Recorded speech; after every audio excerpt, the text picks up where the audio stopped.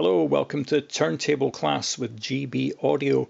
Today on the bench I've got a JVC LA11. This is a fairly typical belt drive turntable from the late 70s. The setup format of this deck is quite similar to a lot of other Japanese decks like Pioneer, Sony, Trio and so on.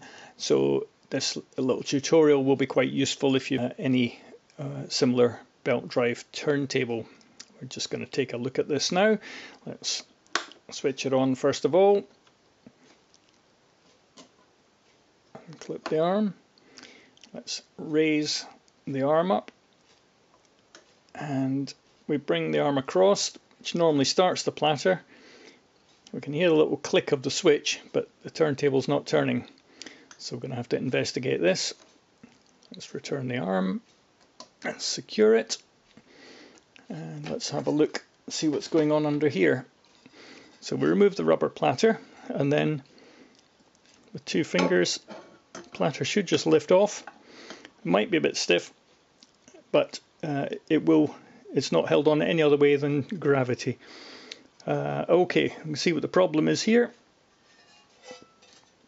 The turntable belt, the drive belt, is stuck to the turntable and snapped, and there's little bits of it around here, so that'll be why it's not turning. So we want to get all these bits cleared up out the way. Let's dump them.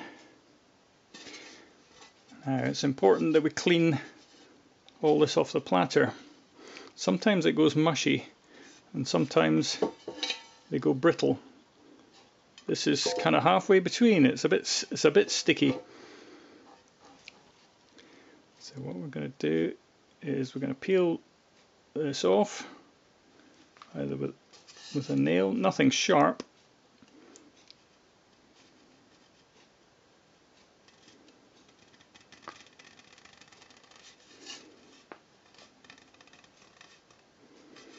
There we go. Peel all the old belt off. Another bit. Check it all the way around. So there's still some slightly sticky residue on the platter. So I'm going to take this off with some solvent. I'm using IPA, isopropanol, or isopropyl alcohol, to give it its full title. If you don't have access to that, you can generally get it at a chemist, but if you haven't got any, you can use methylated spirits. That works fine. Just clean all the way around the hub of the platter so it's nice and clean. Now that we've got the hub cleaned up, we can measure it to get the right size for our new turntable belt. Measure across the outside of the central hub, and it's measuring at 199 millimeters diameter, which equates to 628 millimeters in total length. Referring to the chart here, we see the different lengths.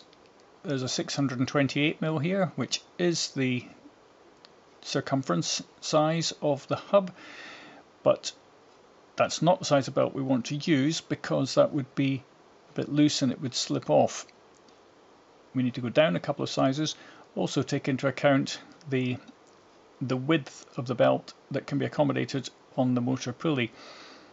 In this case, the best size match would be the belt 36, which is 4.2 mil wide by 603 in length. Just before we put it back together, it's worth checking that the center spindle turns freely. No roughness there, that's fine. It's worth having a wee close-up of the motor here. We've got the motor pulley with the small shank for the 33 RPM, and down below the 45 is the larger one, and this plastic fork arrangement flips the belt from one position to the other, giving us our speed change. The motor is suspended on rubber bushes, so it should be moving a little bit, but it shouldn't be rattling and it shouldn't be stiff. That suspends it from the chassis so that we don't get rumble coming through. Now that we've cleaned the hub of the platter and checked the motor and the spindle, we can dress the belt around the hub. You see it should just have a little bit of tension there, but it shouldn't be tight. It should just hold on when the platter is the right way up. Then use the inspection hole here and the thumb to clear the belt round the edge of the motor. We have to feed the belt through the speed changer and behind the pulley of the motor. Now, when we bring the arm across, it switches on. Check it runs on both pulleys for 33 and 45 RPM, and it seems to change correctly. Great. So we just put the rubber mat back on and the job's complete.